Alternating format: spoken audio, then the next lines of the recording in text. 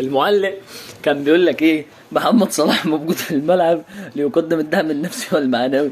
بالنسبه للدعم الفني يابا الحاج اللي احنا عايزينه اصلا، بالنسبه للدعم الفني اللي مش موجود في الملعب.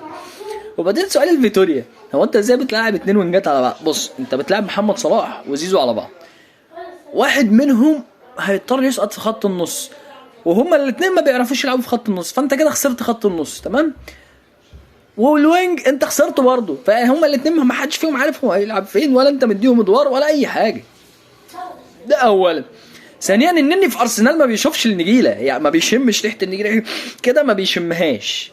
عشان تبقى فاهم، تقوم انت منزل له، هو اصلا فاقد السنس بتاع الكوره، فاقد الاحساس بالكوره، الباص بتبقى قوته ازاي، بس تلم الكوره هو فقد الاساسيات، نسيها خلاص، ما هو ما بيلعبش.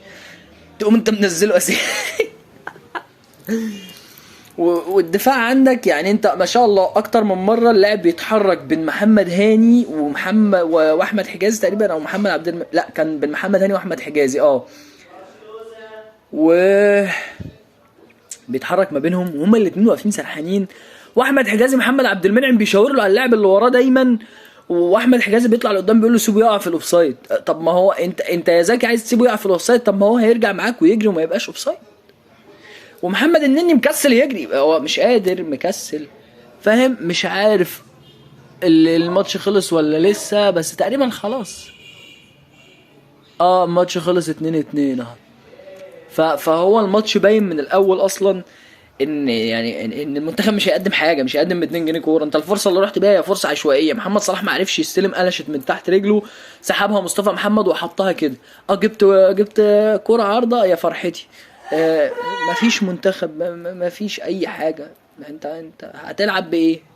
انت لو قابلت منتخب تقيل يا حبيبي بدفاعك ده وبخط وسطك اللي انت مقتنع بيه ده، وبخطه الاثنين وينجات، وان محمد صلاح ومصطفى محمد يلعبوا الاثنين رؤوس حربه ويبدلوا، واعتمد على صلاح في المرتدات، لا انت مش هتاكل عيش، مش هتاكل عيش حاف ولا عيش فينو، ولا هتاكل اي حاجه اصلا غير انك هتاكل على وشك. فانا بكلمك بصراحه، فده مش منتخب. وانا عن نفسي النهارده كنت قاعد بشجع موزمبيق، والحمد لله قدرنا نتعادل مع منتخب مصر القوي اللي هو مصنف قوي، بس مش عارف ما شفناش منه اي قوه النهارده، وربنا يسهل في الماتشات الباقيه.